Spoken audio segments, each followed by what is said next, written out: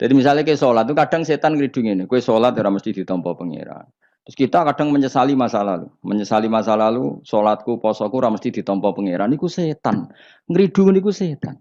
Kue kudu mbok lawan, ditampa ora ditampa itu kenangan terbaik saya sebagai hamba pernah sujud, pernah sholat, titik. Kayak apa buruknya kita ketemu Allah ora tahu sholat, ora tahu sujud. Wes ora ditampa lah. Lah aku malah tak lawan kadang setan. Beneran ora ditampa. Pek kowe ngono salat gua.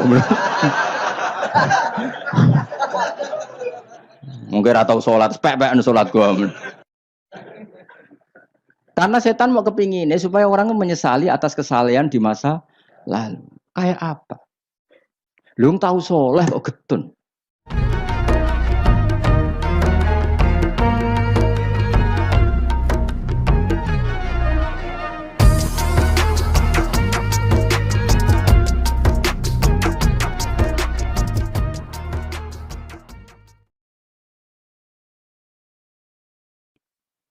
Secara aku ini wis ra penting, aku cuma anten ora tau meneliti. Tapi yang saya pastikan gini ya, secara ilmu itu muqaddam alal adab. Ilmu itu harus didahulukan alal adab. Ada hal-hal tertentu yang menang adab, tapi yang ilmu yang tidak wajib. Tapi nah ilmu fardhu ain pasti menang. Jadi ya mau tadi misalnya, akhirnya anak kula nggih biasa gugah kula, nganti saiki nggih biasa. Terutama sing alit, nak sing gede dia isin dewi. Karena tadi bojo kula tak omongi ngono, kena ape lunga tadi kepentingan harus gugah saya, gugah. Yang harus diganggu seorang istri adalah suaminya. Supaya aturan main itu jelas. Mbak dalam saya aja berani gugah saya, karena tak atur mbak dalam saya yang bagian ibu, tak kayak kaidah. Kali ibu gerah, saya di rumah gugah, totok omah. Jika supir kula ya wani, karena itu kaidah. Jangan sampai misalnya ibu gerah jam 1:30 karena etika. Nunggu Gus Bak wungu misalnya. Itu kan parah terus akhirnya sampai subuh. Jadi ilmu itu harus muqaddam apa? Bahwa ibu itu segala-galanya. Sampai sekarang saya beberapa kali 1:30 ditotok Mbak Dalem atau Kang Dalem. Gus ibu gerah gini. Saya bangun langsung bawa ke rumah sakit atau gimana. Etika itu ba'dal ilm. Jadi ketentuan ilmu itu nomor 1. Iya, gue cukup anak kiai kok delok TV itu rasa etika sebenarnya. Tapi mesti mbok pikir gak delok ning omah tapi delok ning tangga. Apik diganggu wong tuane mbek ganggu tanggane. Lho ganggu tangga misale tapi tanggane seneng. Misale wong ibu-ibu kok pendelok angling darmo, anak ndelok teletabis, ya kan ora sambung. Tetep ganggu. Ibu-ibu di selera enggak misale. Misale kok pendelok sinetron, anak ndelok teletabis misale. Ayo, Mustafa delok film ISIS. Ya kan jenenge wong kan selerane beda-beda. Ngaruhkan delok bolot misalnya kan. Wong aku es kiai celok wong alim. Misalnya aku delok TV nganti saiki ya mak lampir. Mergo ora mikir, aku pokoke seneng delok TV ora mikir. Bojoku ya eskal. Nah, cawe itu kan seneng delok film wong ayu-ayu, mergo delok penampilane. Nah, aku seneng delok mak lampir, angling darmo sing lucu-lucu, sing mokal dadi karwan ra tak pikir ngono. Mergo aku tahu dikelui kiai delok sinetron ana pemeran sebagai ustad. Terus ustad iku fatwa ning TV dipikir ndak tenan fatwa iku. Lha sinetron kok mbok pikir. Sing merano ustad iku. Ya sing merano ustad kan kadang fatwa gitu. Lah kiai iki delok tersiksa ambek fatwa ustad iki. Tadi kan ulun tersiksa Gus ambek fatwa ustad ning TV. Ustad sapa pemeran ustad. Lah nama lampir kan gak mungkin mikir fatwane mak lampir.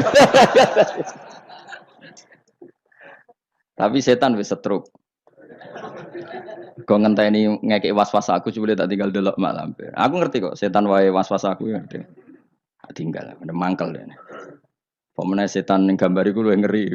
Jadi setan jangan kurang ajar tenan. Jadi orang-orang alim itu diridu.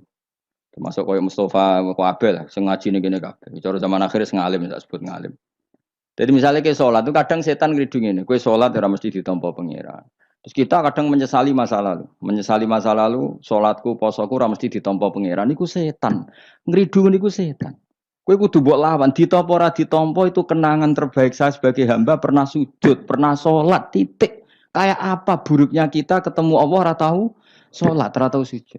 Wes ora ditampa lah. Lah aku malah tak lawan kadang setan. Beneran ora ditampa. Pek kowe ngono sholat gua. Mungkin atau sholat, pek-pek sholat gua. Karena setan mau kepinginnya supaya orang menyesali atas kesalahan di masa lalu. Kayak apa? Lu tahu soleh kok getun. Juga kok ngene lho contoh ning fisik. Aku ngrumat cah yatim secara ikhlas. Mulai cilik bareng gede kuliah dadi wong lali aku. Bareng lali aku terus aku getun ngrumat cah iku ternyata gak bales jasa. Lu kamu ngrumat dia secara ikhlas itu dadekno ana wa kafilul yatim kahateni fil jannah. Kok malah kowe saiki dadi murahan arep-arep dibales jasa hanya karena tamak kamu, anak yang kamu rumat sekarang jadi menteri misalnya. Cek goblok.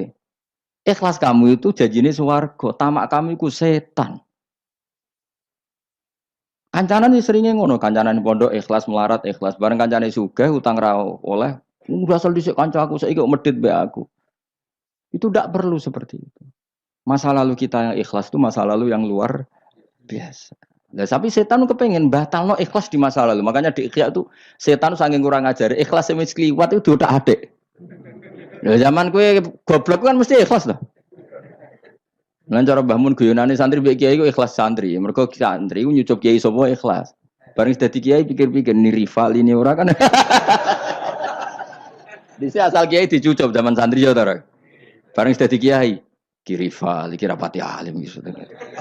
Ikhlas dia. Kelakuanem lho apik endi kan. Kamane kok pangel temen nerangno. Ayo kelakuanem apik endi zaman mondok wis saiki. Ning bab iku lho. Ah ya, boleh iki sing ngomong iki lho. Apa zaman mondok? Wis dadi kiai mikir kan. Mana seru kiai politik Mustafa wah serem menarik cara dia.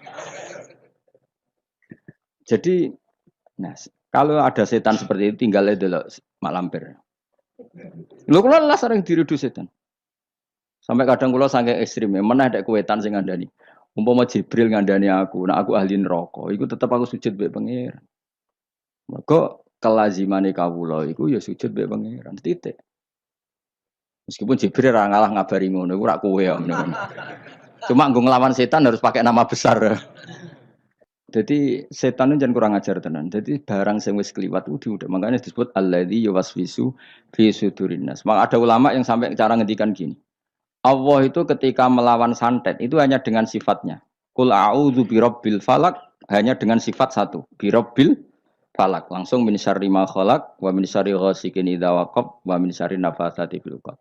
Jadi untuk melawan santet Allah itu hanya menceritakan satu sifat kedikjayaannya yaitu birabbil falak.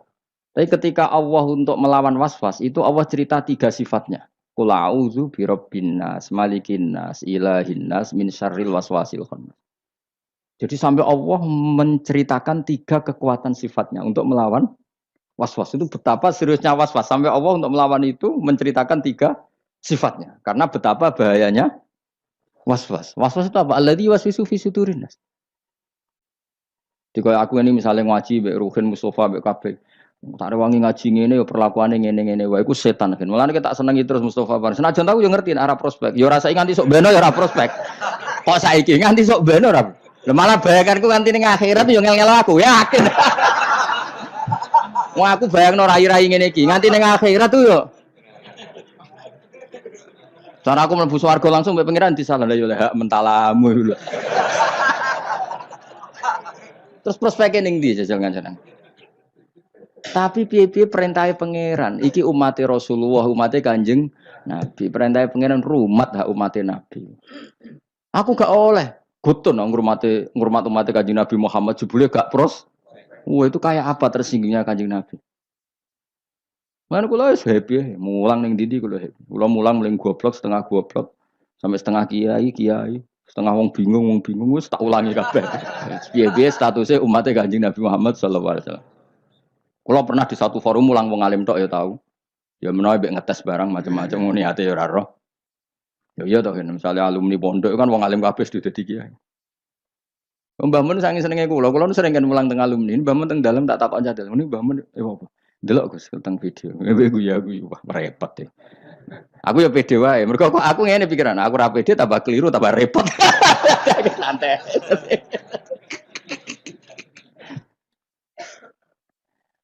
Tapi khawatir saya nanti gitu. Kowe diridu setan, mbok rewangi ngono. Cahaya temu cilike mbok rumat. Saiki sugih ya lali kowe. Iku riduane kose Mestinya mbok jawab, itu kenangan terbaik saya tahu derekno perintah Rasulullah sallallahu alaihi wasallam kon ngrumat cah yatim. Lah arep-arep dibales jasa iku keinginane setan.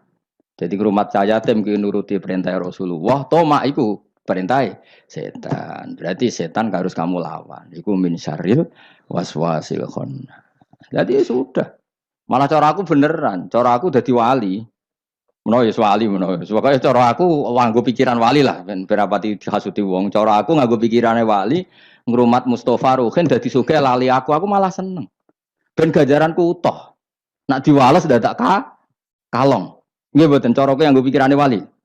Senajan to iku ora mungkin Mustofa bales aku ya ora mungkin. Umpama ya.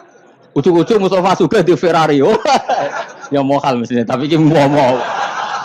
Terus mending ngene, wah Gus, kula mau goblok jenengan pinter melarat jenengan sugih numpun Ferrari iki pek. Mosok wong jenggoten numpak Ferrari misalnya. Kan bid'ah. Mustofa maksudnya sing tak gojok Mustofa. Ora wong jenggoten liyane ora Mustofa. Tetep aku cara nganggo pikiran wali gak seneng. Gak senengku kuwatirku iku dadi walese ngumulangku selama ini. Tidak Mustofa terus lali numpak Ferrari ngwalor ngidul lali. Aku kan malah apik. Malah apik perkarane aku ora diwales. Cuma aku ya ndonga muga-muga gelem ngaji meneh. Saiki malah ngegeng ning mall numpak Fer. Senajan itu mokal ke bayangno ora mokal. Wonge jenggoten khusuk ngene terus ngono mokal gak? Tapi tetep mungkin lho pangeran. Tapi nek iso ya aja. Wis khusuk ngene kok aja Mas. Lho kan gelem tak dongakno, dongaku mandi, yakin mandi.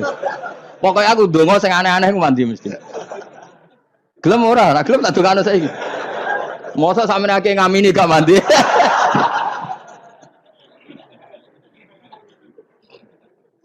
Lha iku pangeran nganti ata bisifatin salasin untuk melawan waswas Allah itu menyebut 3 sifatnya. Apa? Birabbin nas, malikin nas, ilahin nas. Terus lagi min syarril.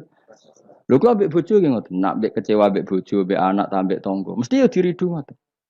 Tapi anggar kula balekno, niki bojo kula. Jenengan merintahkan wa asyiruna bil ma'ruf, berarti ngapiki bojo ku perintahe jenengan.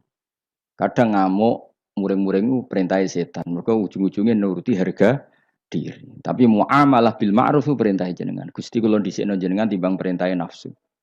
Kula mbek jenengan nuruti nafsu ya ngono. Mulang ngene iki prospeke opo, nuruti nafsu. Tapi kan kiai amatir wis ora bakal dadi wali. Wong kakan perhitungan ora bakal dadi wali. Tapi nek nuruti perintah pangeran. Apa nyifati rasul sapa? Rasul yaslu alaihim ayatika wa yuallimuhumul kitab. Sifat khas rasul mulang Quran. Nah kita iku ulama warasatul anbiya, khas hubungan nak kowe warasatul anbiya, khas kiai be umat hubungane mulang yaslu alaihim ayatika wa yuallimuhumul kitab wal hikmah. Lha ulama mbek umate kok hubungane di manajemen. Umat sakmene iki tak wajib ziarah selisih piro misalnya. Iku ora hubungane ulama mbek umat, paham ya? Ku pedagang. Tapi ana sing ngono ya oleh ben duwe selingan lah aku. Nah, kapan-kapan gelem tak jak. Tapi kalau suwun, pokoknya was-was harus dilawan. Ya, was-was itu harus termasuk wedi suul khotimah kudu mbok lawan. Tak rewangi salat ngene, tak rewangi ibadah ngene jebule aku engkok nang suul. Iku kudu mbok lawan. Wes suul khotimah lah, sementing kamu tahu sujud. Karena keinginan setan itu sebetulnya hanya supaya kamu tidak nyaman dengan ibadah. Tapi kalau ketakutan suul khotimah kamu menjadikan kamu sopan sama orang lain, menjadikan kamu tawadhu, gak apa-apa. Itu berarti sangka malah malaikat. Karena ketakutan suul khotimah berakibat takzim atau sopan kepada orang lain. Itu bagus. Berarti kan tambah tawadhu. Mesti tambah tawadhu, aku soleh lah, ya orang mesti husnul khotimah. Akhirnya tawaduk be wong liya, itu bagus karena efeknya bagus, paham ya? Tapi nak terus gak nyaman dengan ibadah kamu di masa lalu karena takut tetap suul. Wah itu setan-setan amoh, yakin sih. Kudu mbok lawan. Wes aku suul khotimah lah, tetap aku bangga dadi kawulane Allah. Tau ning donya sujud, tau ning donya maca tasbih, tau maca selawat ning Rasulullah sallallahu alaihi wasallam. Akhirnya setan kan mikir. Tapi akhirnya nyatane suul khotimah terus gunane apa? Gunane ya aku tau sujud mbek pangeran. Sujud kok ora roh gunane, dasar setan elek. Wong ora roh gunane sujud kon. Dadi terang napa? Mesti nak ketok terang. Lho omongan ngono kan wis goblok gedeng. Wong gunane apa kowe sujud nak akhire suul? Wong kok ora roh gunane. Sujud itu tegale ngene, gunane apa aku mangan nak terus ngising kok sunah. Kok karena takok ngono? Bodoh-bodoh akhirnya le sunah lho. Terus ki ape ramangan, moh aku mangan kenapa soban jale sunah. Gendeng to ora? Gak gendeng ora? Ya bodoh, wong tahu sujud kok getun suwe tanamo. Ya dong ya. Awas entuk kancanan setan. Aku wis pegatan suwi kok ejek akrab. Oh, aku wis pegatan suwi. Aku ejek akrab gitu. Kowe ejek kenal Mas, mbek setan.